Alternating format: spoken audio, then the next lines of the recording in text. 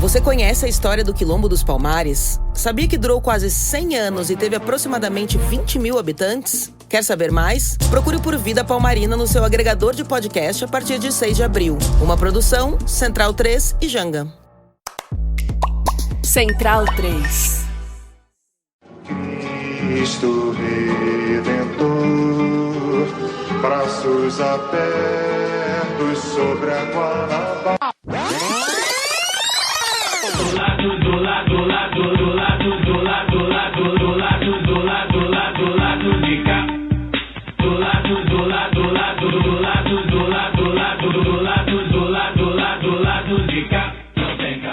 Bom momento, ouvintes da Central 3. Hoje é segunda-feira, dia 20 de julho de 2026, e eu sou Caio Belandi, direto do Céu Estúdio, para mais um episódio da temporada Lado B 10 anos, chegando no seu feed. Hoje o Daniel Soares não tá conosco, mas o Fagner Torres Lima tá aqui comigo no estúdio, e claro, a Luara Ramos via internet. Também tá com a gente nosso amigo de longa data, né? Um dos grandes amigos que o Lado B fez nessa trajetória, um grande parceiro, um grande quadro, um dos deputados mais necessários que o Brasil tem e que a gente sempre tem muita alegria de estar aqui, de debater o Brasil, de debater o futuro, de pensar novas perspectivas.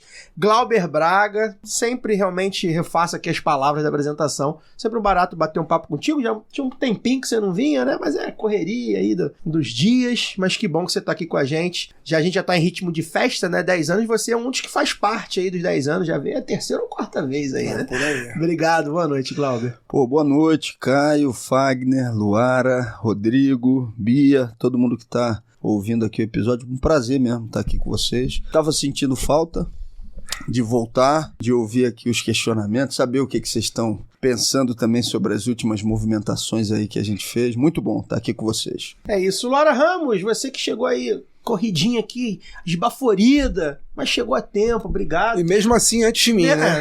Normal, patropia. Enfim, Luara, bem-vinda.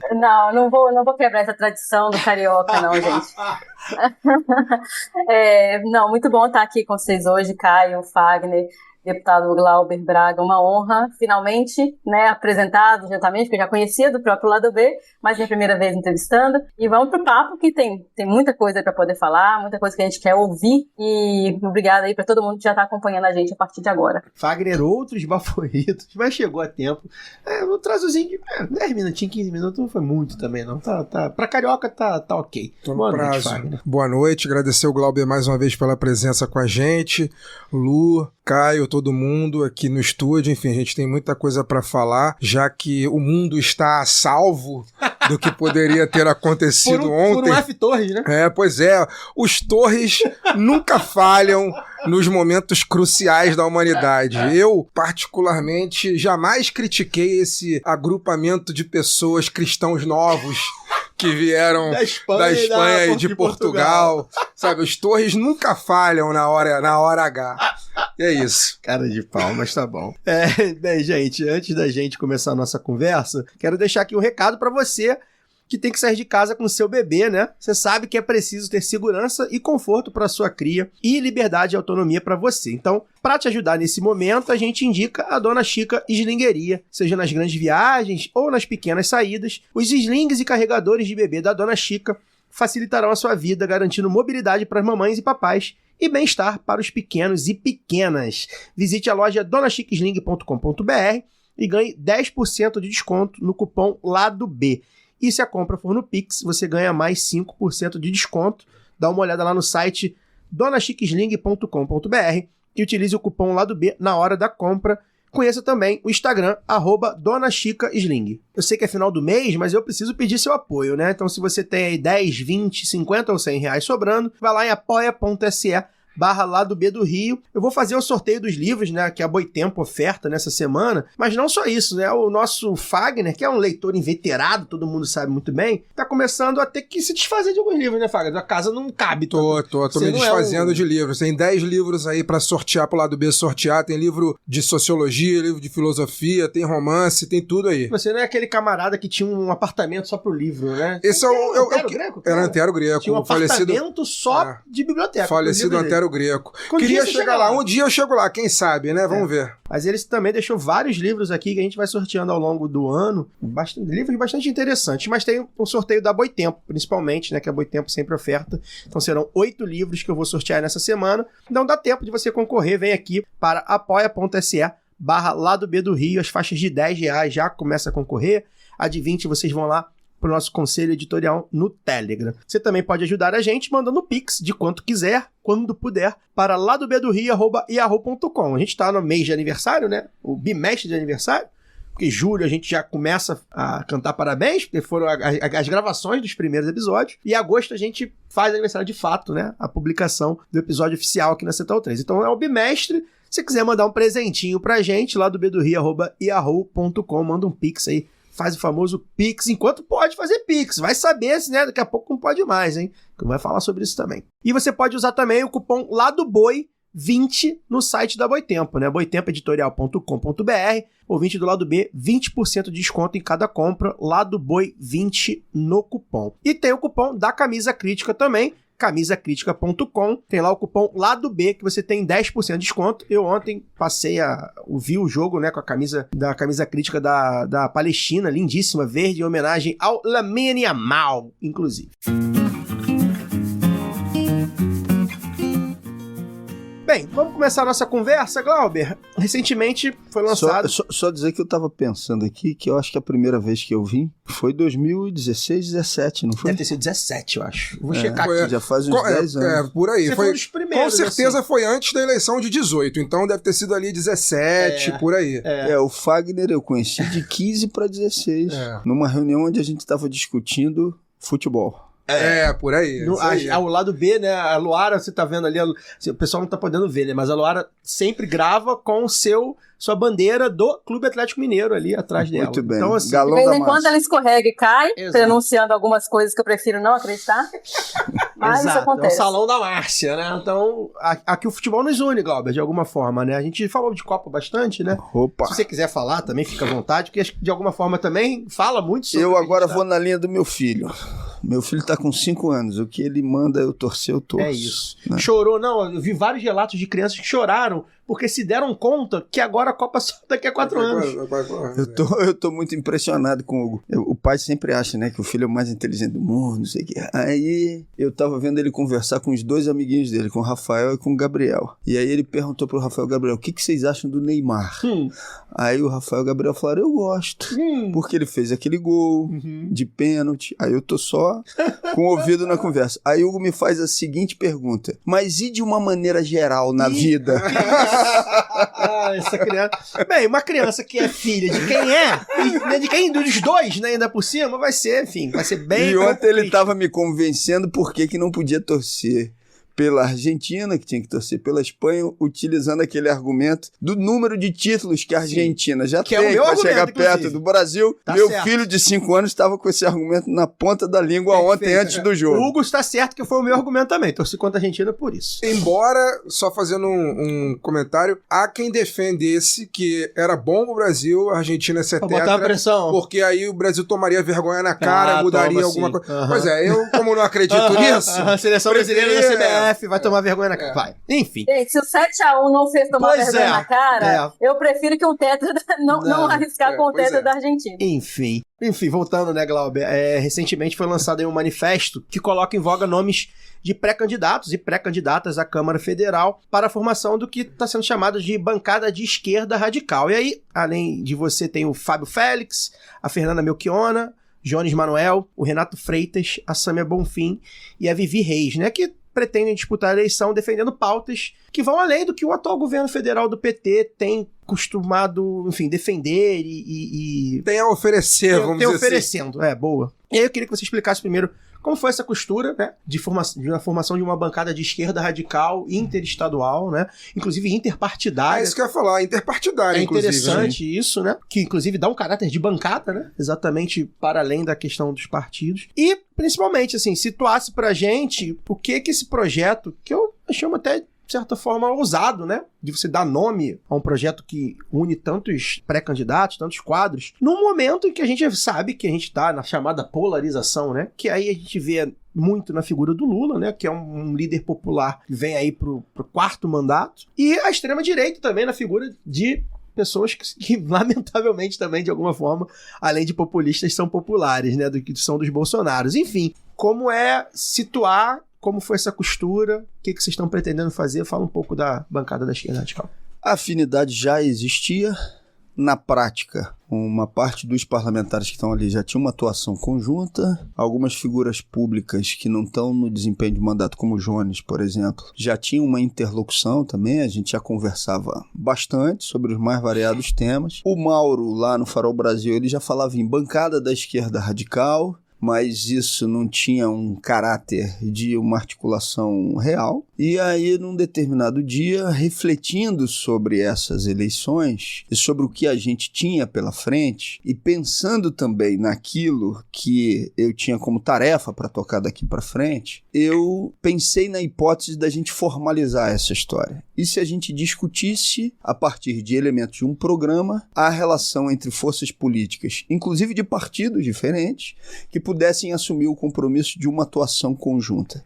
Liguei para o Jones, ele topou na hora, ele achou a ideia interessantíssima e a partir daí a gente combinou e fomos fazendo as próximas conversas. Samia topou na hora, Fernando topou na hora, na verdade todas as pessoas que foram consultadas, daquelas que aderiram, toparam na hora. Algumas pessoas, por motivos diversos, resolveram esperar mais um pouco. Algumas dessas pessoas podem entrar até na segunda parte, porque vai ter uma adesão do dia 26 para o dia 27. Nos reunimos e a partir da primeira reunião vamos discutir os pontos de programa para além de uma afinidade abstrata, ou seja, o que nós defendemos como atuação comum dessa bancada. A gente contou aí então com uma colaboração muito forte, com muito afinco do Davi Decache, nos auxiliou na formação dos pontos. O próprio Jones se dedicou pessoalmente. A Fernanda deu bons toques de alteração do texto, na elaboração também. A gente retirou pontos que tinham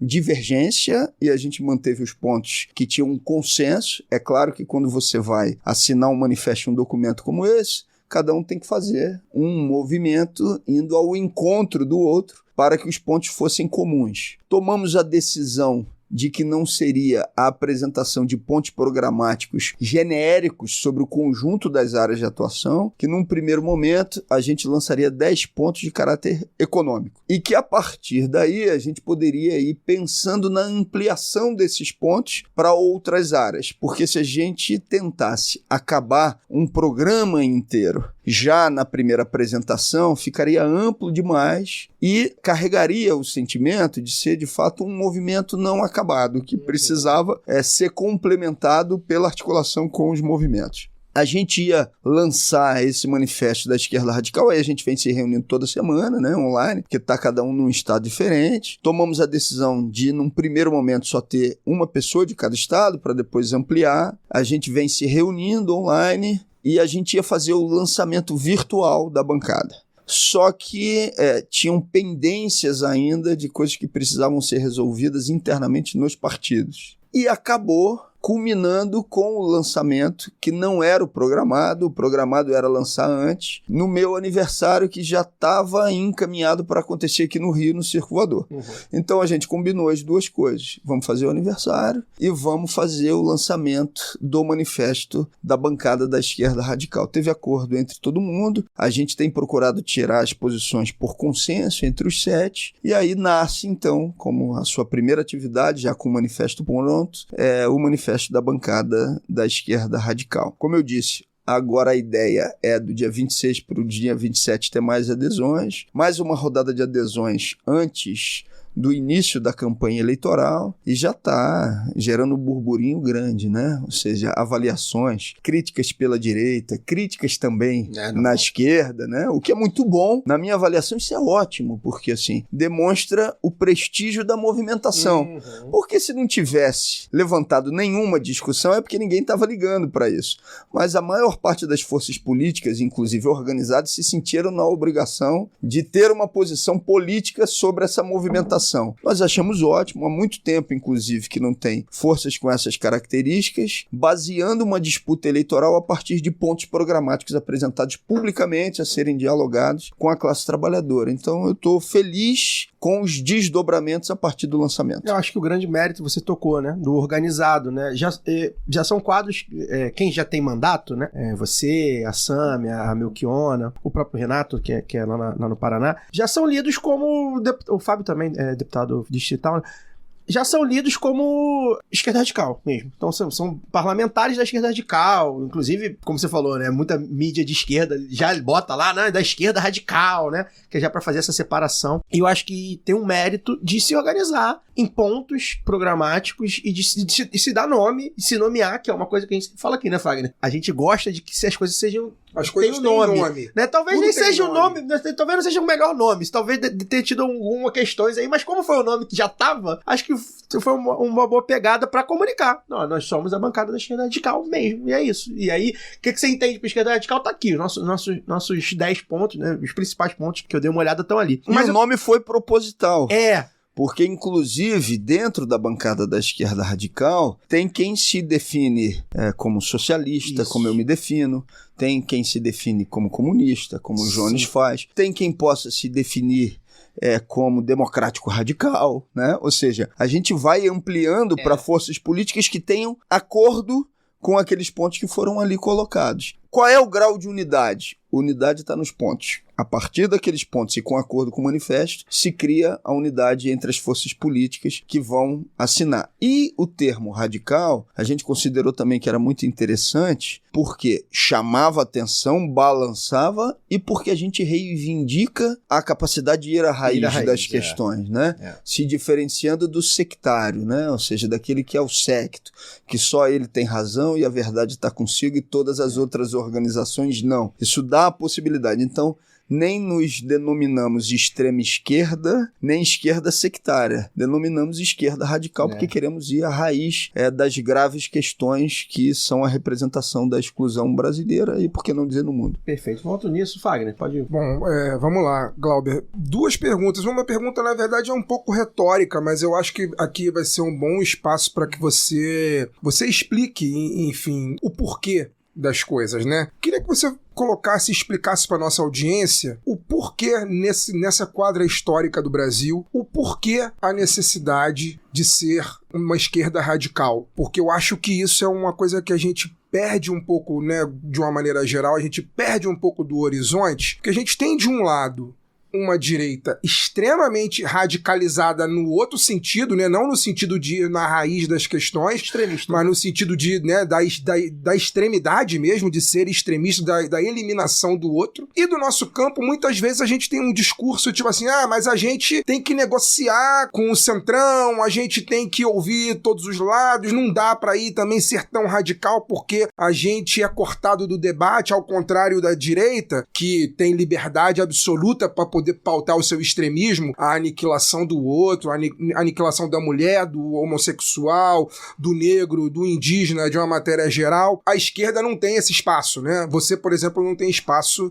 nos grandes canais de comunicação, o Jones Manuel também não tem, porque não vão dar espaço para você falar, você ir à raiz dos problemas, né? Então eu queria que você colocasse qual é a importância da radicalidade ser afirmada à esquerda no Brasil. E aí, complementando isso, usando a sua resposta anterior, você fala de ir à raiz dos problemas para resolver os problemas do Brasil. Eu te pergunto, a extrema-direita já, entre aspas, mais uma vez, já faz isso através dos WhatsApps, através das fake news, transforma a mente das pessoas cada vez mais radicalizada, né, no sentido oposto.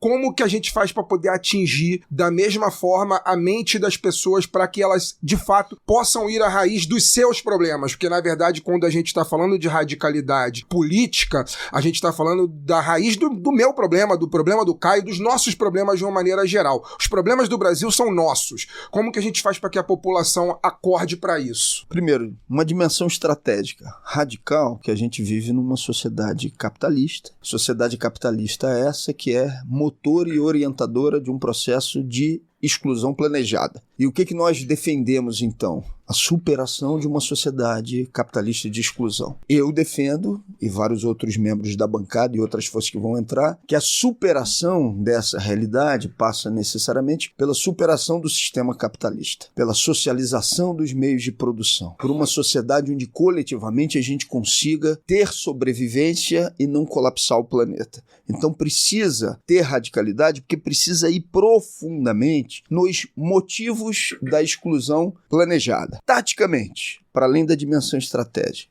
porque já ficou evidente que o abraço para deter o avanço dessa extrema-direita que quer nos matar, ele não tem sido eficaz para barrá-los. De que abraço eu estou falando? O abraço da chamada velha direita e daquilo que possa se chamar social-liberalismo, ou esquerda moderada, ou centro-esquerda. Tem acontecido no mundo inteiro essa aliança como uma tentativa de evitar o avanço da extrema-direita. E tem evitado? Não. Quem é que está faltando nessa equação? Está faltando a esquerda radical. O exemplo da Argentina, talvez ele seja bastante emblemático. Lá você tinha Macri, com privatização de tudo, com uma agenda de desmonte total do Estado nos seus direitos sociais, com uma agenda que flertava com a orientação fascista. Ganha, então, Fernandes. Fernandes entra com uma tentativa de conciliação de interesses inconciliáveis. O que vem como resultado disso? Vem o conseguir barrar o avanço da extrema-direita? Não. O resultado foi Milei.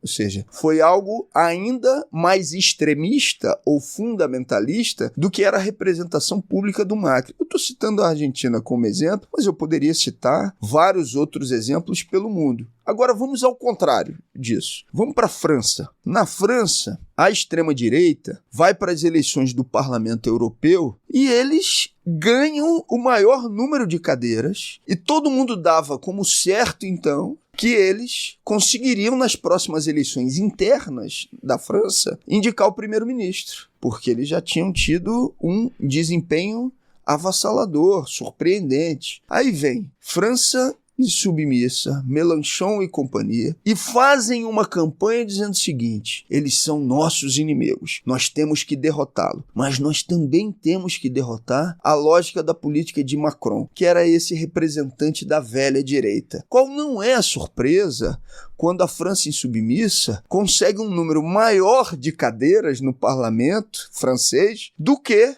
a extrema-direita de Le Pen e companhia. E o que eles fizeram? Eles se esconderam? Não, eles se apresentaram por completo. Então, taticamente, Fagner, na nossa avaliação, para enfrentar o avanço dessa extrema-direita, não é um capricho se apresentar como esquerda radical. Existe um sentimento social que está pedindo isso, que está pedindo a demonstração de forças, de um programa, de militantes que não se apresentem como a continuidade do sistema existente. Isso não quer dizer que em determinado momento você não tem que fazer alianças táticas. Isso pode acontecer. É o caso, por exemplo, do meu partido mesmo, né? O pessoal tomou a decisão de, no primeiro turno dessas eleições, apoiar a candidatura de Lula, na compreensão que Lula é o único no atual cenário com a capacidade política de derrotar a candidatura do Flávio Bolsonaro. Ah, mas isso então é incoerente com aquilo que vocês estão propondo? Não necessariamente, porque do ponto de vista tático, você vai ter que fazer mediações no meio do caminho, mas você não pode deixar de se apresentar por completo, inclusive para balançar uma base social que está muito insatisfeita com o que está acontecendo no mundo. Uma base social que não se vê representada no status quo e que se sente excluída de aproximadamente, praticamente tudo. Então, é um esforço, se eu pudesse trazer para a realidade aqui do Rio de Janeiro também, menos preocupação em fazer com que a Suzana Vieira não seja lavajatista e mais preocupação em recuperar uma interlocução com a classe trabalhadora da Baixada Fluminense, de São Gonçalo, da Zona Oeste, da capital, do Noroeste do estado, que já tem uma outra dinâmica, né? Pode ser considerado aqui o nosso Texas pelas características regionais, mas que tem uma classe trabalhadora que também está espoliada, está desgastada, está explorada e que, vendo algo que possa de fato parecer contrário a esse sistema, ela se encantará com isso. A extrema-direita fez isso de maneira hipócrita, porque eles são a representação e a face do que há de pior no sistema e num sistema de exploração que não quer nenhuma mediação. A gente está dizendo, nós queremos trazer, discutir, organizar felicidade. Mas essa organização de felicidade não é algo simplesmente de uma música bonita para ser cantada. A gente quer que os trabalhadores tenham a possibilidade de ter os seus direitos garantidos, superando uma sociedade que é de exploração plena, total. Como fazer essa mensagem chegar? Né? Que foi a sua segunda pergunta. Primeiro, é tendo o que dizer. Porque se a gente não tem o que dizer, a gente não tem mensagem para levar. A comunicação ela está sempre à disposição, do ponto de vista de organizações políticas, de um programa, daquilo que vai se dizer. Não adianta eu dizer o seguinte, eu tenho que ser mais agressivo naquilo que eu vou dizer do ponto de vista da comunicação, se o que eu apresento é algo que não tenha nada de novo, ou nada que de fato seja radical, ou que tenha radicalidade política. E nem concretude, né? E nem concretude. Exatamente. Por isso, esses pontos programáticos, eles têm substância, eles reivindicam e reafirmam princípios, mas eles tratam diretamente de elementos que são fundamentais do ponto de vista material para um trabalhador e trabalhadora com quem a gente vai dialogar. Já tem gente fazendo grupo de estudo, já aconteceu no Partizan há muito pouco tempo um encontro para discutir os pontos da bancada da esquerda radical. Tenho recebido notícia que isso tem acontecido em outros lugares. Eu agora assumi o compromisso, fiz a reunião nossa do mandato hoje. Eu vou estar percorrendo nos próximos 60 dias os 92 municípios do estado do Rio, apresentando o programa da bancada da esquerda radical, organizando também as bases da pré-campanha, da pré-candidatura de deputado federal, discutindo o que está acontecendo no Brasil e no mundo. Nós temos que agora levar essa mensagem, discutir, ter pontos onde isso possa se apresentar e cruzando os veículos. É fazendo o que a gente está fazendo com vocês aqui no Lado B no podcast, mas é apresentando na internet, sem substituir a necessidade dos encontros presenciais e cruzando todas essas ferramentas que estejam à disposição e juntando gente que queira discutir alternativas de atuação. Você, até alguns anos atrás, estava com um projeto de instalação de... Eu não me lembro o nome. Centros Socialistas. Centros Socialistas. Isso não tem ido para frente? Como é que tá? Continua, tem alguns núcleos que ainda existem, que foram realizados não só no estado do Rio de Janeiro, mas em outras localidades do Brasil, mas deu uma freada, uma diminuída de intensidade. A articulação nacional que se tentou dos centros socialistas, ele precisou passar por uma revisão, por um conjunto de motivos.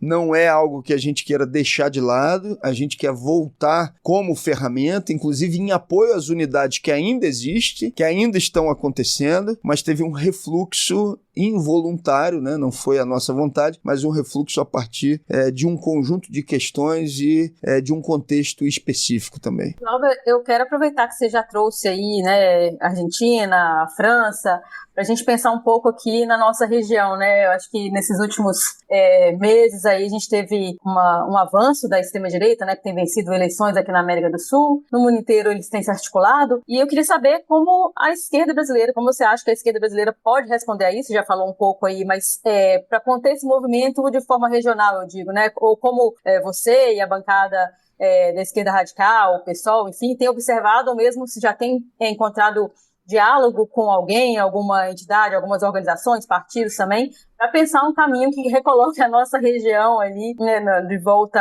às discussões que tocam realmente a vida das pessoas, né, e não essa pataquada que a extrema-direita às vezes inventa para poder ganhar a eleição e avançar com o seu projeto de autoritarismo, né? Que a gente, essa agenda maluca aí que a gente está cansado porque já experimentou no Brasil e não quer experimentar de novo. Milton Temer já até defendeu comigo um encontro internacional da esquerda radical, acho que é muito cedo para isso, né?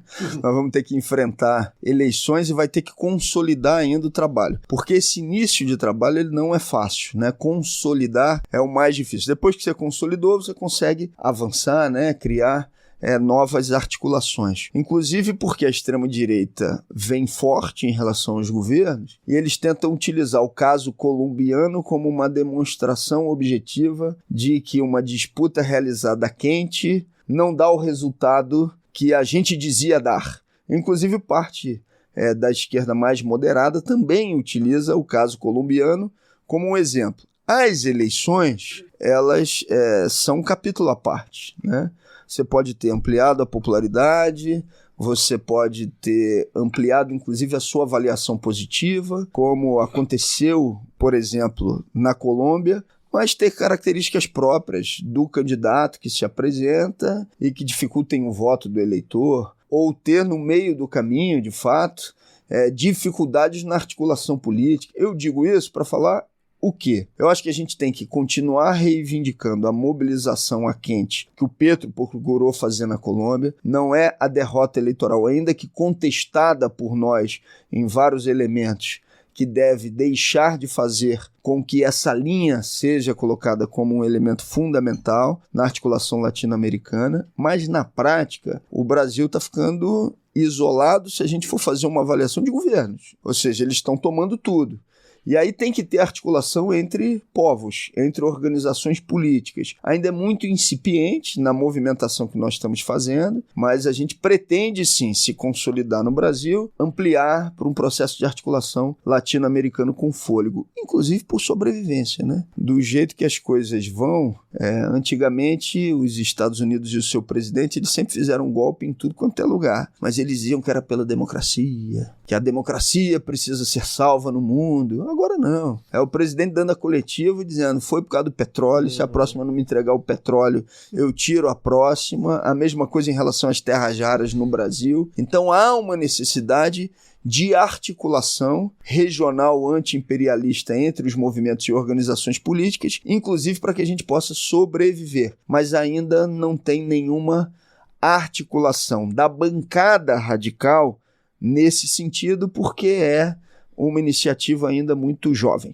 Agora, atualmente, o presidente dos Estados Unidos está anunciando golpe já no próprio Estados Unidos, né? Na semana passada ele... Vai levar a democracia lá, de repente. Pois de repente está querendo levar a democracia lá. Vai bem, né? Exatamente. Glauber, tem 200 questões sobre a bancada aqui. Eu queria falar muito sobre também como foi o mandato, o lance da suspensão, mas eu quero muito falar da bancada. Me suscita algumas coisas, né? A formação desse projeto interpartidário, né? Uma das críticas que se fez ao longo principalmente socialistas, partidos da esquerda radical, uma das críticas que muito foram feitas, né, era quanto à formação de bancadas, porque descaracterizava, de alguma forma, a atuação dos partidos, principalmente na Câmara e nos parlamentos. Qual o diagnóstico você tem, ou se não tem, enfim, refletir sobre isso, se tem sido um debate, exatamente esse ponto, né? A gente vive um momento em que nitidamente os partidos, ainda que os de esquerda mais do que os outros, né, os do centrão, dito centrão, né, da direita fisiológica, o próprio da extrema direita, que a gente sabe que são os partidos de aluguel, os da esquerda, mesmo a esquerda moderada, ainda sustentam alguma coisa. Mas a gente sabe que a gente está vivendo uma descaracterização, ou não chamaria de descaracterização, mas uma crise de identificação das pessoas com os partidos. Acho que a democracia representativa está em crise e passa pela representatividade dos próprios partidos. E aí uma formação de uma bancada de uma esquerda radical, a primeira coisa que me veio quando eu vi os nomes foi, olha aí, é um sintoma, é uma adaptação, ou seja, a gente se adaptou porque provavelmente há 20 anos vocês sairiam dos partidos de vocês e tentariam formar um partido. Acredito que a lógica seria essa. Não, meu partido eu não estou mais acompanhando muito o que ele está fazendo em termos de programático, em termos eleitoral. Vamos fundar um partido? A gente viu aí a formação de vários partidos de esquerda que acabaram não conseguindo romper a cláusula de barreira, acabaram não conseguindo, né? Tem vários aqui. Inclusive o mais recente, né? O pessoal da UP. Queria que você fizesse, assim, se teve esse debate, o fato de ser vários partidos, né, mais de um, se isso te suscita realmente alguma coisa das questões dos partidos internamente. E aí, não tem como não dizer, o PSOL tá aí, né, numa briga, acho que é o maior momento de ruptura do PSOL de muito tempo, com certeza. A gente sabe que é um partido de corrente, sempre teve lá os pega pra capar, mas a gente está vivendo um momento em que grandes correntes estão em embates públicos, inclusive. No PT menos, a gente sabe que o PT, o majoritário, tratora mais mesmo, né? Agora. Mas o pessoal tem vivido isso, né? O partido onde a esquerda, os quadros de esquerda radical estiveram durante mais tempo, com representatividade, no caso, né, sem desmerecer principalmente o PCB. Como é que você vê isso mesmo, assim, a função dos partidos nesse momento, mesmo os de esquerda, no momento de crise da democracia representativa burguesa né, acho que tá muito claro. Eu acho que a crítica dos partidos que se consideram radicais, socialistas e revolucionários sem representação no espaço parlamentar, elas são compreensíveis. Porque se você tem uma posição de centralismo, como é que você vai articular uma bancada para além das posições do seu próprio partido? Então é natural que a UP, que o PCB, que eventualmente o PSTU avaliem com uma maior profundidade ou com maior cuidado a adesão de um membro seu a uma iniciativa como essa. Eu acho natural.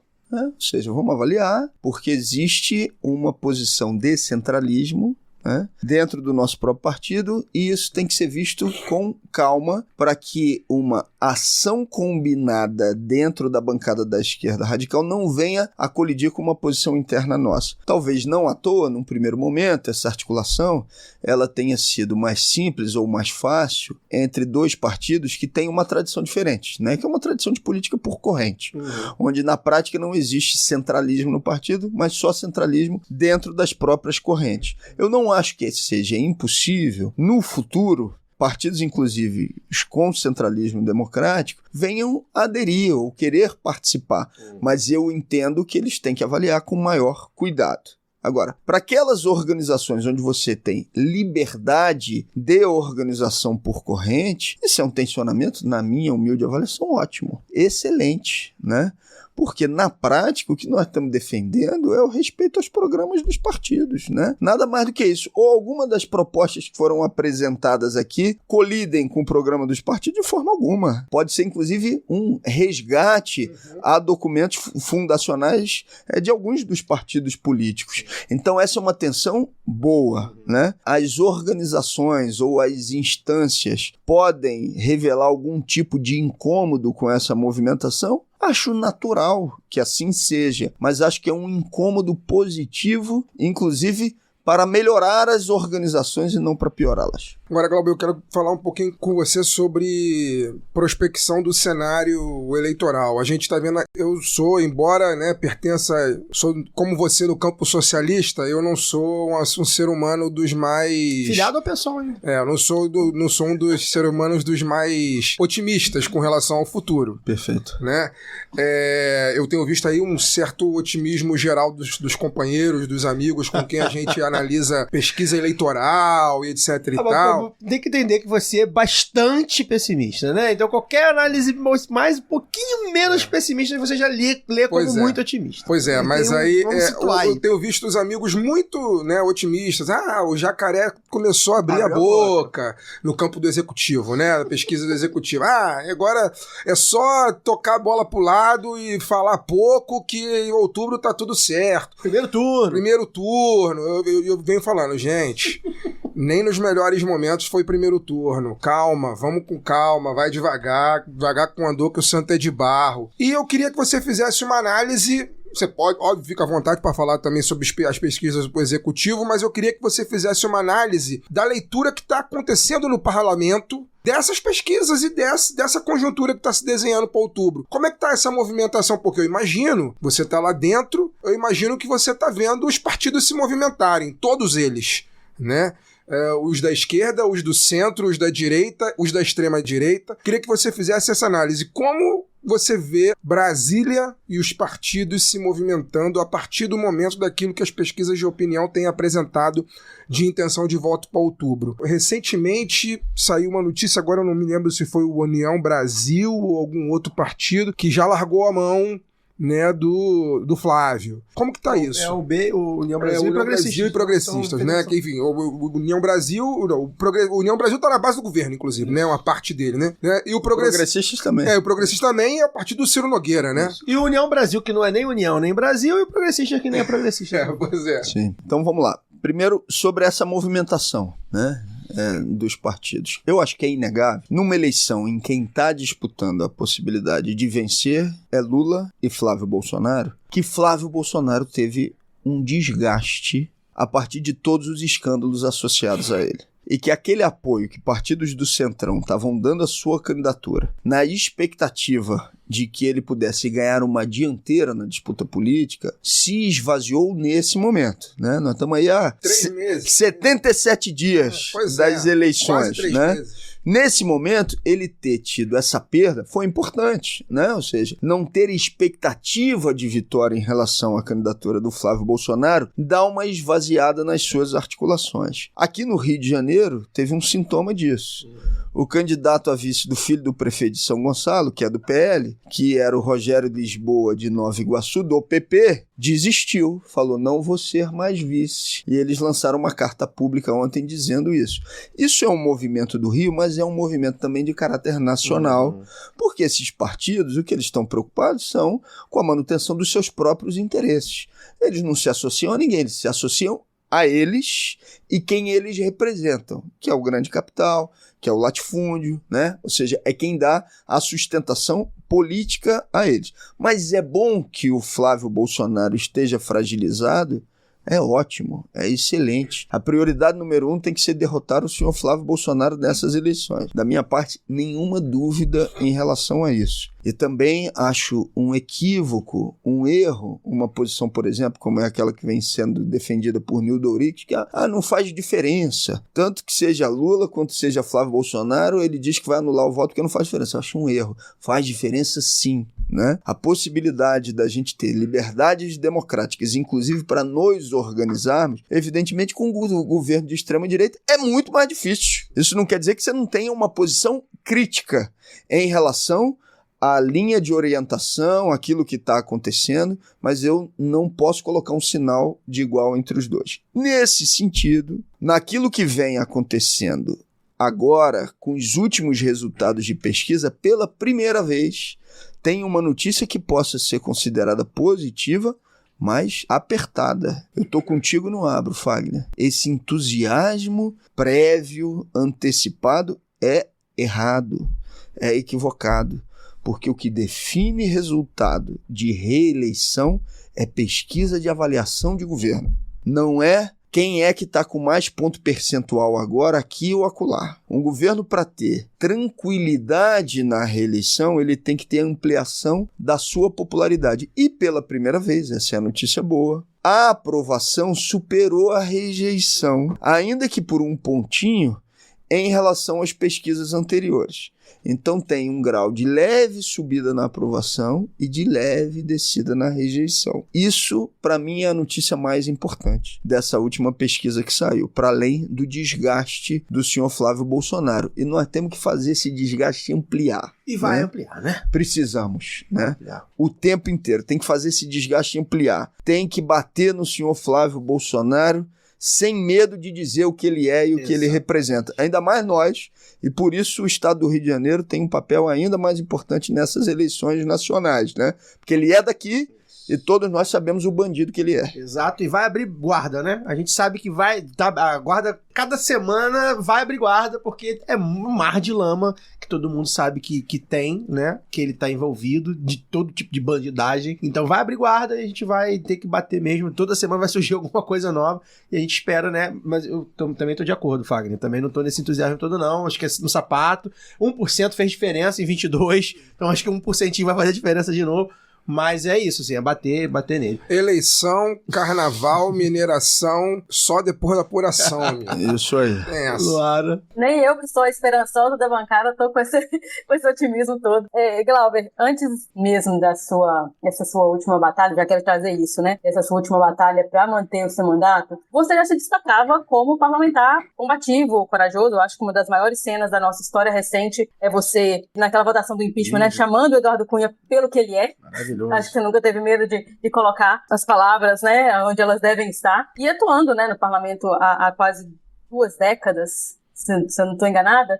Eu queria saber se você consegue localizar, né, contextualizar para a gente se houve um momento em que o seu mandato começou a ser mais visado. Porque eu acho que isso não, a minha impressão é que não começou agora, né? Não começou com o Lira. Sim. Mas se seu mandato começou a ser mais visado justamente por ter se tornado um representante dessa voz mais radical. Assim. Você consegue falar de um momento? Foi ali no impeachment? Foi depois? Como é que foi isso? Luara, desde 2009, né? Então já se vão aí, de fato, alguns anos. Sim, ou seja, o que intensificou a articulação pela cassação do mandato foi o enfrentamento a Arthur Lira e mais especificamente ao orçamento secreto, mas começa antes. Houve um episódio no mandato anterior em que o Arthur Lira era o presidente da Câmara e ele anuncia no Colégio de Líderes que colocaria em votação a entrega do controle acionário da Petrobras por maioria simples. Na prática era privatização da Petrobras num projeto que não ia precisar nem de 308 votos. Se tivesse maioria no plenário, aprovava. Ou seja, ele ia aprovar a privatização da Petrobras. Taticamente, eu recebi aquela informação e eu falei, as pessoas precisam saber o que está acontecendo aqui. E que foi aquele episódio que eu perguntei no microfone se ele não tinha vergonha de fazer o que ele estava fazendo. Ele ameaçou botar a Polícia Legislativa para me tirar do plenário, fechou o microfone e foi quando ele disse, eu vou ficar muito feliz quando você não mais esteja aqui. Isso foi ainda no mandato anterior. No dia seguinte, tinha uma representação do PL pedindo a cassação do mandato. Isso foi 2022. Era um ano eleitoral. Então não dava tempo para esse processo correr com tanta rapidez. A avaliação que a gente tinha no mandato era, se eu perder as eleições, eles vão me cassar depois das eleições para gerar uma inelegibilidade. Se vencer as eleições fica difícil, porque como é que você vai cassar quem acabou de ser legitimado nas urnas? E esses processos também, no final de cada legislatura, eles desaparecem, eles são arquivados. Então, se desse para eu calcular um momento no tempo em que as ameaças de cassação ficaram mais evidentes, foi quando macro-interesses, como esse, por exemplo, de privatização da Petrobras e depois do orçamento secreto, tiveram no mandato algum tipo de obstáculo. E aí depois vem as denúncias sobre o orçamento secreto, que não são denúncias no varejo, são denúncias no atacado. Em uma única ação que eu articulei, que contou com a assinatura de outros deputados do PSOL, nós suspendemos o pagamento de 4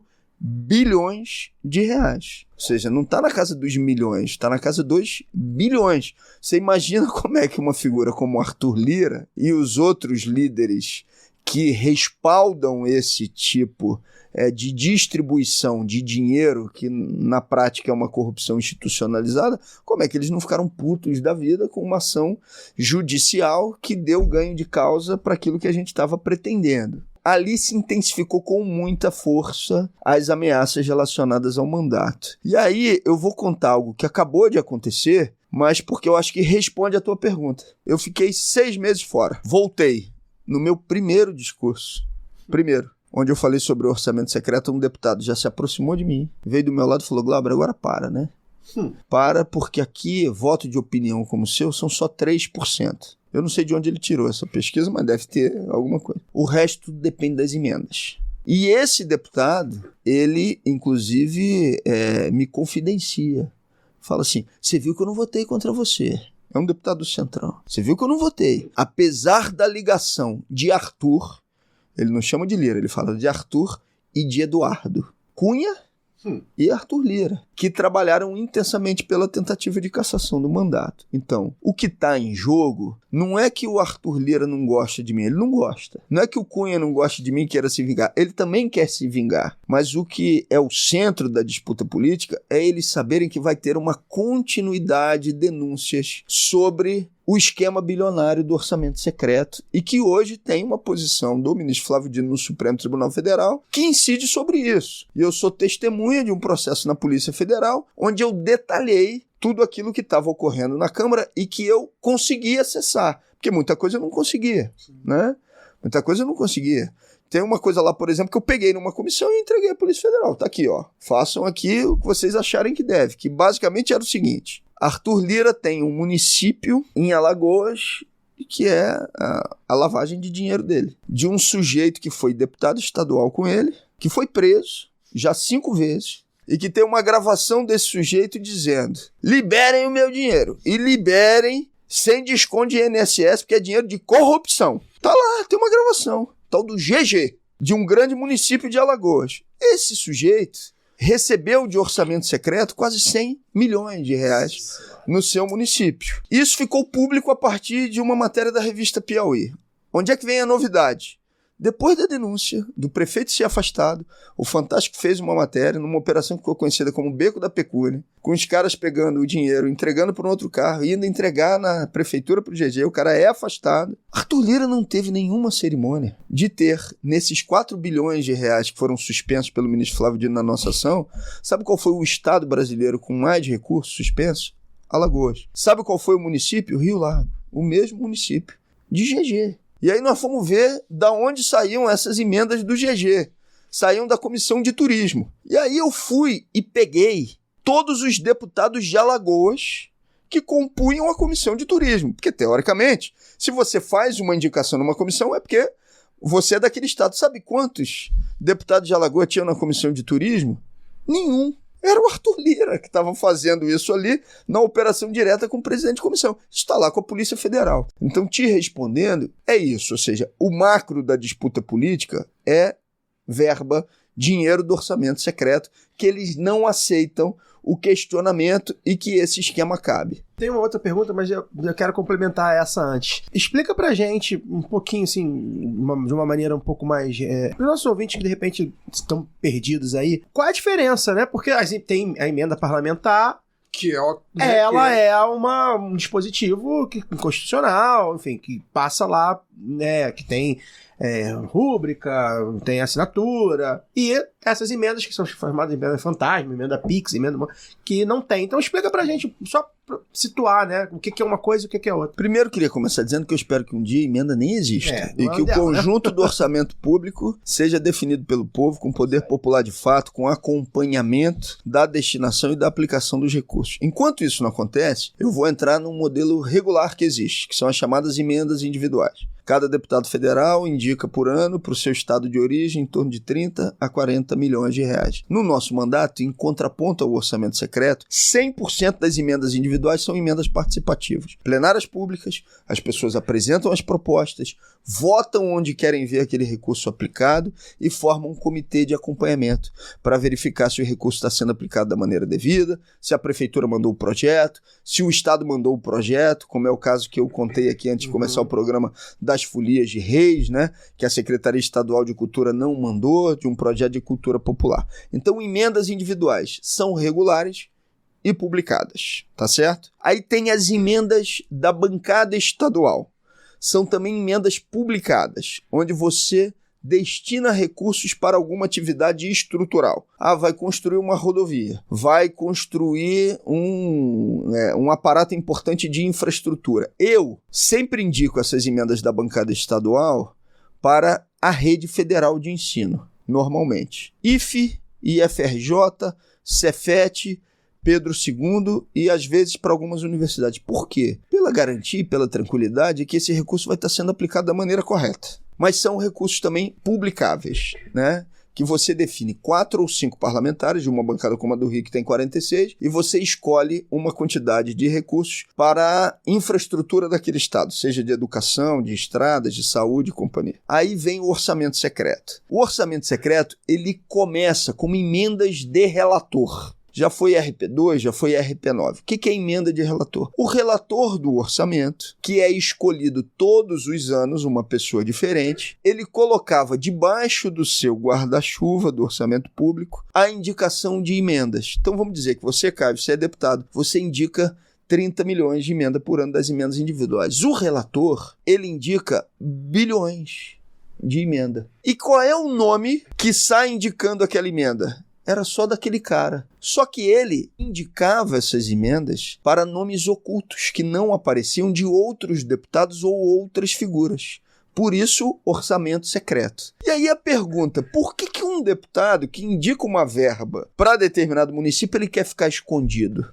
Porque tem mutreta. Hoje eu posso falar isso com uma menor probabilidade de ser processado, porque tem 3 deputados federais já condenados no Supremo Tribunal Federal por roubo de dinheiro público e desvio de emenda. Coincidentemente ou não, contém ironia, são 3 deputados do PL. Caramba! Que já estão surpresa, condenados no Supremo Tribunal Federal. Né? Tá lá. Então as provas estão condenados. Já foram cassados ou suspensos pelo Conselho de Ética da Câmara? Não. Coisa nenhuma, nada. Né? Esse relator então indicava as emendas para quem ele quisesse. O pessoal entra com uma ação no Supremo Tribunal Federal. A ex-ministra Rosa Weber diz: pessoal, você está com a razão, isso é inconstitucional. E ela manda acabar com o orçamento secreto. O que os caras fazem então? Migram aquele dinheiro que era do relator para as comissões temáticas. Comissão de saúde, comissão de turismo, que foi esse caso que eu falei do Lira, e continuam sem indicar quem era o deputado que fez aquela emenda. E quem é que assumia o nome? O presidente da comissão. Só que aí o Supremo disse: isso é inconstitucional, não pode ser o presidente de comissão. Aí eles indicaram quem? Eles aprovaram uma resolução para dizer que os líderes partidários é que indicam. Dá no mesmo. Continua sendo, né? Continua sendo a mesma coisa. É por isso que hoje o deputado do Centrão ele não quer mais ser ministro de governo. Ele quer ser líder do partido.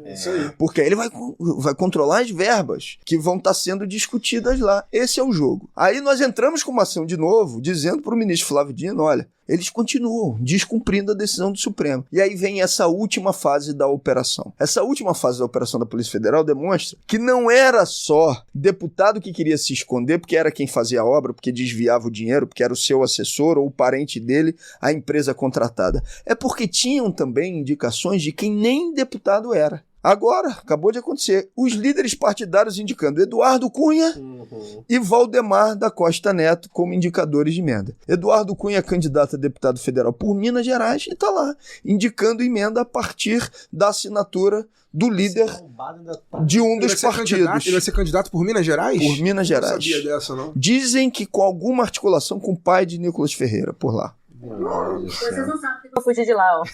Foi só galo, não. Ô, Glauber. Isso que é o orçamento secreto. Sim. É indicação de verba sem identificação de autoria, sem estar descrito o nome do deputado que indicou aquela verba para determinada região. Perfeito. Eu acho que agora tá, para quem tinha dúvida, tá bem esclarecido. Deixa eu aproveitar, Caio, essa fala aqui, esse esclarecimento do Glauber, que é muito bom. Porque muitas vezes, né, o pessoal que não acompanha, mesmo que se identifique com a esquerda, mas não acompanha essa coisa, né, dos debates políticos, a gente acaba ficando perdido quanto a questões regimentais, né, Glauber? Sim. E aí eu queria, assim, como é que a gente faz, então, para que o orçamento todo seja participativo? Qual que é o caminho da luta popular para a gente conquistar isso por meio da bancada radical de esquerda? Enfim, a minha pergunta começa com isso aqui, mais radical mesmo, mas também para a gente pensar quais são as brechas para atuar nesse parlamento que já se apoderou do orçamento de tal forma que parece assim, quando a gente explica, né, quando a gente ouve a explicação do que é, inclusive a emenda que não é secreta, a partir do momento que você sentou ali, é muito difícil tirar esse cara dali.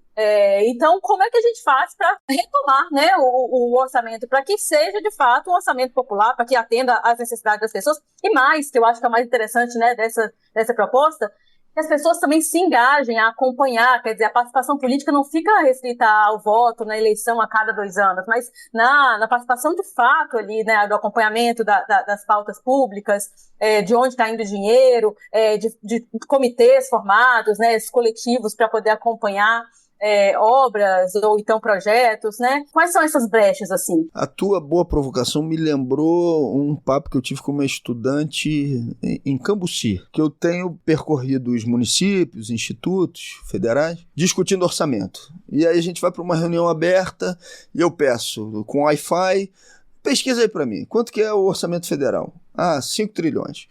Quanto que é o orçamento do Ministério da Educação? 200 bilhões. Quanto desse orçamento do Ministério da Educação dá para fazer investimentos? Tantos. E hoje é fácil, né? Todo mundo encontra na internet os dados. Agora vamos dividir pelas unidades de institutos federais que tem no Brasil. Aí dá tanto. Aí sobra um valor e eu pergunto para eles na hora: tá tendo esse valor para vocês fazerem os investimentos que são necessários aqui? Tá tendo diretor? Tá tendo estudante? E todo mundo diz não. E aí eu explico o que é o orçamento secreto, né? Onde você tem 200 bilhões de reais para investimentos hoje do governo federal e o Congresso Nacional indica, através das emendas, 60 bilhões. Então, 1/4 do orçamento para investimentos foi capturado pelo Congresso Nacional. E aí uma estudante, num desses papos, virou para mim e falou o seguinte: porra, Glauber, mas assim, sinceramente, são os mesmos de sempre, isso não vai adiantar de nada.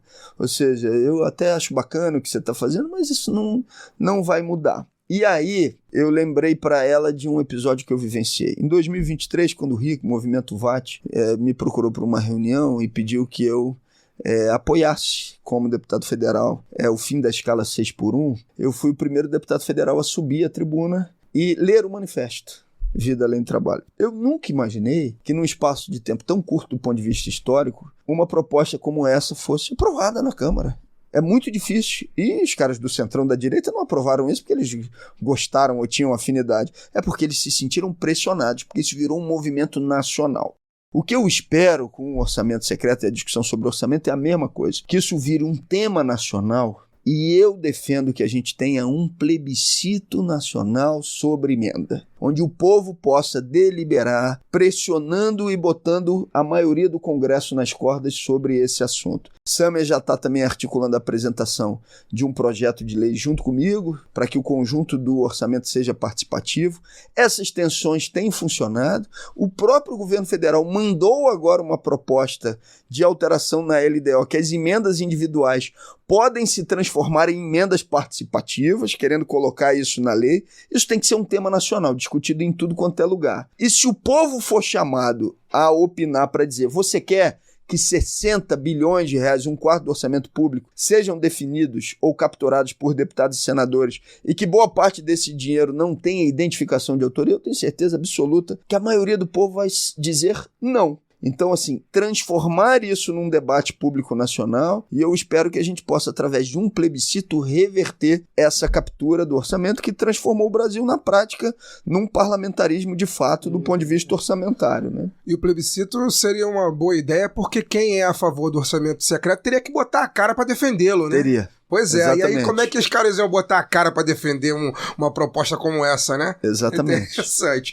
Agora, Glauber, eu queria fazer uma pergunta para você, puxando um pouquinho pro meu quinhão e pro seu. Eu sou jornalista, trabalho na área do meio ambiente. E você é da cidade de Nova Friburgo. Sim. Você deve estar acompanhando o noticiário aí. Enfim, está previsto para os próximos meses para que o verão no Brasil, da mesma maneira como está lá fora, né, na Europa principalmente, com temperaturas altíssimas e tudo, a gente está previsto aí um super El Niño, que a gente não sabe qual vai ser o resultado disso, né? E você, que é de Nova Friburgo foi o município mais prejudicado pela maior catástrofe climática que o Rio de Janeiro teve. Sim. No ano de 2011. Isso. Né? Se eu não estou enganado, enfim, dezenas de pessoas morreram, algumas nunca foram encontradas, enfim, uma catástrofe. Quem não lembra e está ouvindo vai botar no Google aí, digita chuva 2011 Nova Friburgo, Teresópolis, região serrana, né? De uma maneira geral. Vai saber do que eu estou falando. Queria que você falasse, queria que você me dissesse como que tá a sua cidade, que eu acho que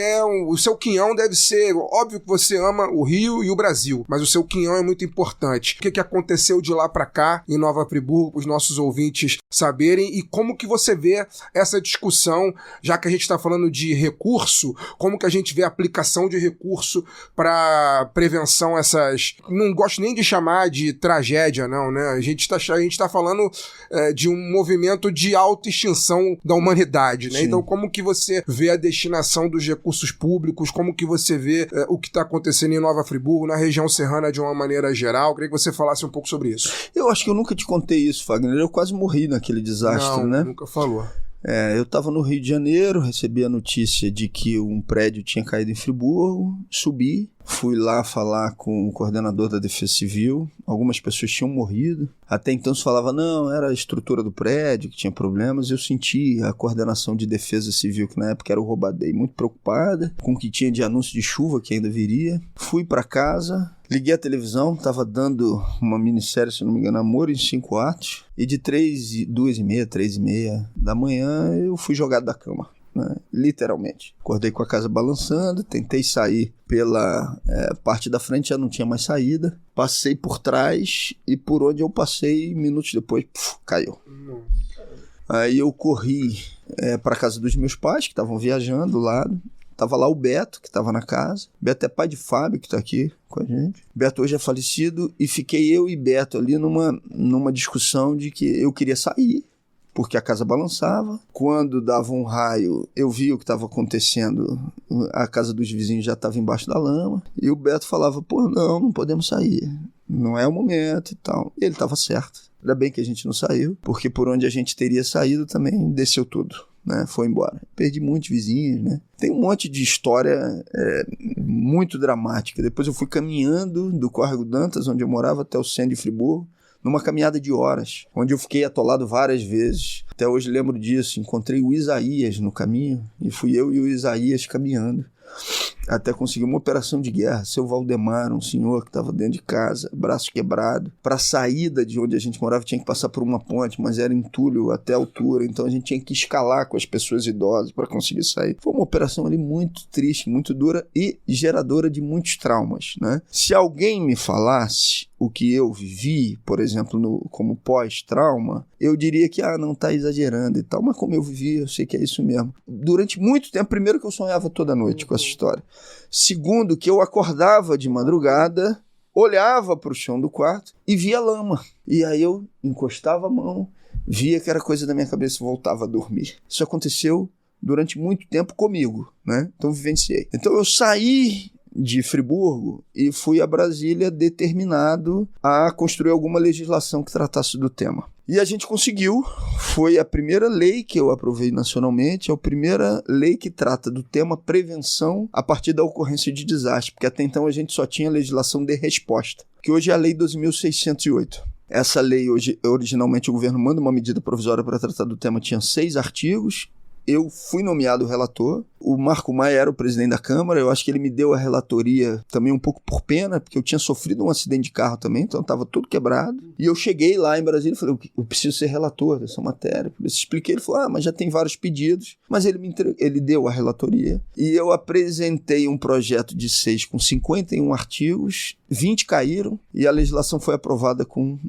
31 artigos. Hoje é a lei nacional que rege a orientação da Defesa Civil com o tema redução de risco de desastre, proteção. Naquele período fui a 2 encontros internacionais da Plataforma Global de Redução de Risco de Desastre. Eu procurei dar densidade ao mandato com essa discussão. Lutamos muito tempo, entramos no Ministério Público, inclusive, pela regulamentação de pontos que estavam ali. Tinha muita coisa interessante, tipo serviço militar alternativo, para que as pessoas pudessem servir como agentes de proteção e defesa civil. A inclusão da necessidade no redimensionamento ou na atualização dos planos diretores, de planos de contingência que fossem discutidos comunitariamente. A inserção nos currículos escolares, com alteração na Lei de Diretrizes e Bases da Educação, do tema prevenção à ocorrência de desastre. Estão ali, são os 31 pontos. Cadastro nacional de municípios mais vulneráveis e com políticas que sejam voltadas para essas cidades. Respondendo à tua pergunta, Friburgo e os outros municípios do estado do Rio de Janeiro não estão com uma preparação que seja minimamente consistente com o que a gente pode enfrentar. Porque uma articulação entre cidades com fenômeno regional, ela tem que ter uma atuação direta por parte do governo do estado do Rio de Janeiro. Na época, inclusive, dessa discussão, foi quando foi criado o CEMADEM,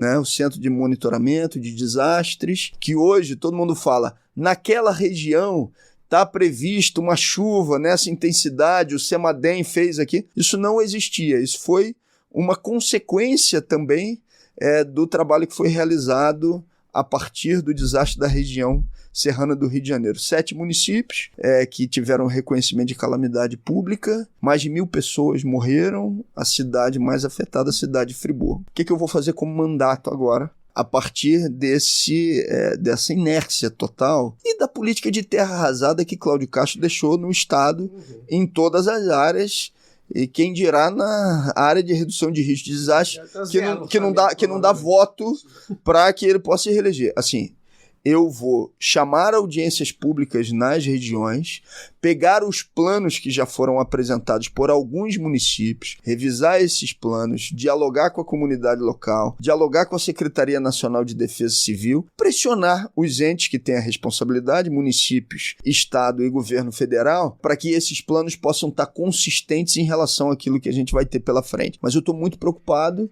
porque a gente sabe o grau de desestruturação que a gente tem hoje no estado do Rio de Janeiro. O que a Lei 12.608 não faz? Ou aonde ela não alcança? Ela não consegue chegar em 2 pontos que são fundamentais, mas que tem a ver com o que a gente está discutindo aqui. Um sistema econômico que concentra riqueza, maximiza desastre. Por um exemplo mais regional, Trajano de Moraes, vizinha Friburgo, já teve mais de 70 mil habitantes, hoje tem menos de 10 mil. Essas pessoas migraram para Friburgo por uma necessidade de viver. Sim.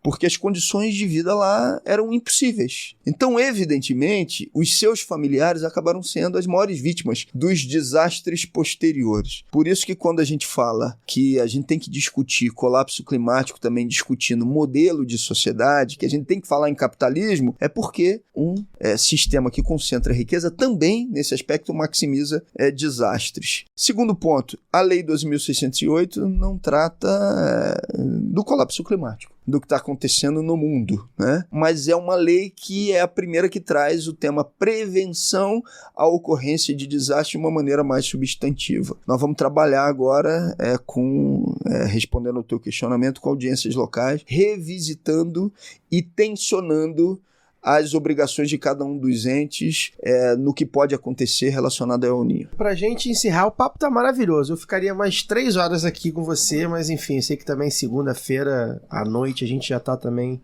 E o estúdio tem hora, né? O estúdio tem hora também, né? Tem que liberar o Rodrigão também, mas assim, tem muita coisa que eu queria abordar com você.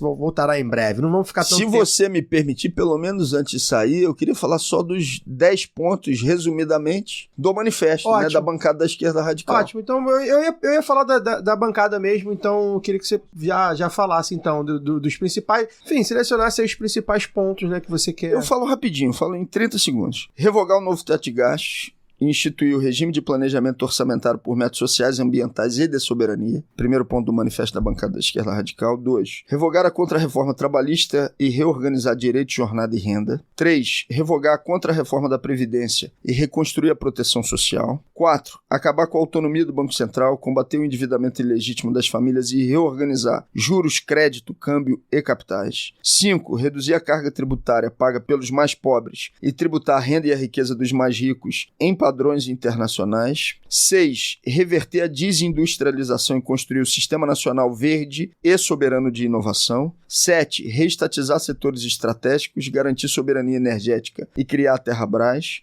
8. Garantir comida barata com reforma agrária, Conab forte e regulação de preços. 9. Substituir o Programa Nacional de Desestatização e o processo de privatização nos estados e municípios por um Programa Nacional de Reestatização coordenado pelo governo federal. 10. Rejeitar o acordo Mercosul-União Europeia e reconstruir a soberania comercial. Evidentemente, são pontos de um programa comum, um programa de luta. Mas como é que vai conseguir aprovar isso num parlamento com a correlação de forças que a gente tem? Primeiro, estamos num ano eleitoral. Segundo, que nós queremos fazer o contrário. Não é sentar com o Centrão imaginando que eles vão acolher isso. É fazer disso demandas do povo que pressionem e coloquem o Centrão nas cordas, né? Ou seja, que mobilizem socialmente. Esses são os 10 pontos iniciais do programa da bancada da esquerda radical. Os 10 pontos não são o bolo, são o fermento do bolo. É, né? isso aí. Exatamente. Então, Glauber, pra gente encerrar, a gente tem aí um projeto aí da bancada de curto prazo, né, que vai vir a campanha, fazer a bancada, enfim, eleger o máximo possível dos deputados. Mas na política a gente também, como na vida, né, a gente também pensa em médio prazo e longo prazo. Eu tenho falado aqui, já vi outras pessoas falarem também sobre isso, né, a gente cumprindo a missão primordial e uma das nossas missões desse ano, que é reeleger o Lula, a gente vai pro 4º mandato, não pode ser reeleito, já é um senhor de idade também, né, antes que o pessoal pense em 5º mandato. E aí estaremos em 2030, né? Eu costumo dizer, eu tenho brincado que 2030 tende a ser a nova 1989, né? Porque não vai ter mais Lula. Não vai ter o cara que ganhou tanta eleição aí. Não vai ter Jair Bolsonaro, né? Que já tá, por enquanto, pelo menos, descartado. E aí a gente vai viver um certo vácuo mesmo, muito voto solto. Como é que vocês da bancada, se vocês já pensaram nisso? Se esse 2030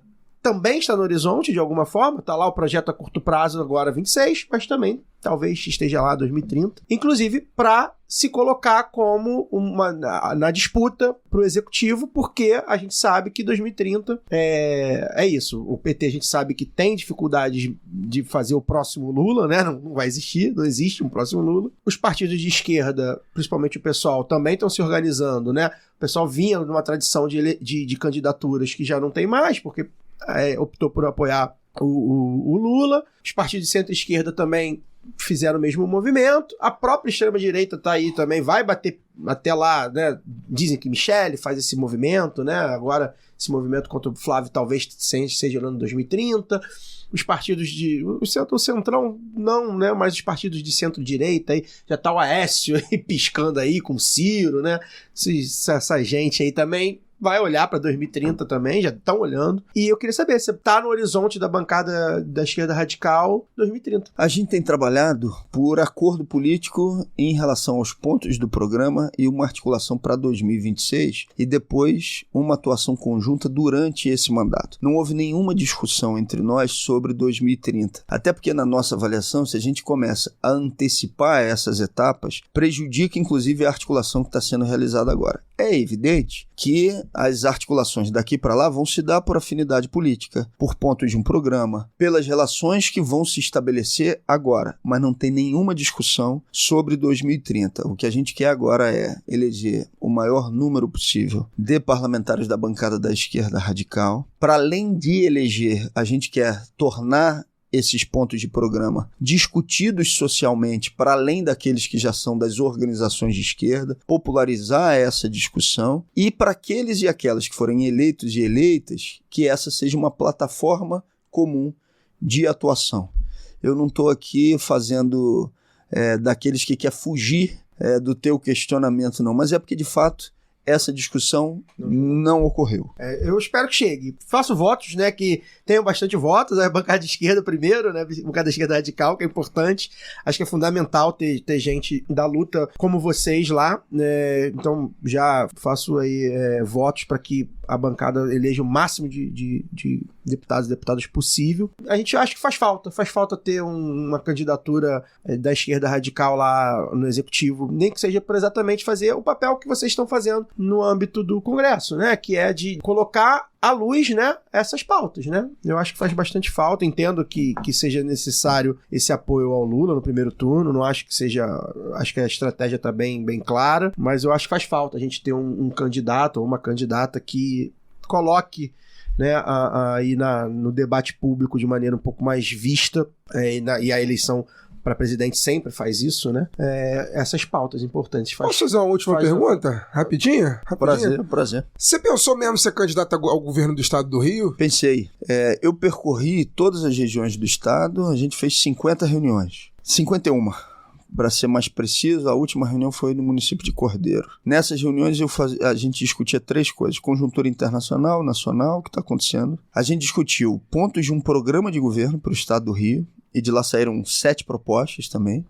Reestatização da SEDAI, recuperação dos CIEPs de Brizola e Darcy Ribeiro com educação integral de fato, orçamento participativo em todas as regiões do estado do Rio de Janeiro. A gente fez a discussão de tarifa zero em trem, barcas e metrô, dizendo de onde poderia sair o dinheiro e quanto que isso custaria. E a gente, como terceiro ponto, discutia tática eleitoral. Se eu devo ser candidato a governador do estado do Rio ou candidato a deputado federal. Nos 51 encontros, houve uma mudança de humor ali, Fagner. Num primeiro momento, a maioria defendia a candidatura ao governo. Depois que eu fui suspenso na Câmara, mudou. Nos encontros, a maioria das pessoas diziam não tem que ser candidato a federal, a eleição para o governo é improvável, muito improvável, com todo o cenário que a gente já tem por aqui, e a gente precisa dar uma resposta política ao que aconteceu na Câmara, e você ser candidato a deputado federal pode ser essa resposta política, demonstrando que os caras não podem fazer tudo e que você vai ter força política para continuar fazendo esses enfrentamentos. Ainda assim foi apertado ali, 60-40 e tal, mas no último encontro, que foi de Cordeiro, surgiu aquela hipótese de ter candidatura ao governo direta e antecipada. E aí em Cordeiro disseram, suspende-se as consultas, essa foi a decisão da maioria, e se tiver eleição direta e antecipada, a gente acha que você deveria ser candidato. Eu apresentei essa proposta ao partido, mas o partido tomou a decisão de que não. Ou seja, de que quem fosse candidato agora tinha que assumir o compromisso de ser candidato depois. Eu disse que poderia refazer as consultas, mas o partido tomou a sua decisão, incluindo entre os argumentos a necessidade de fortalecimento da bancada, de que o Siri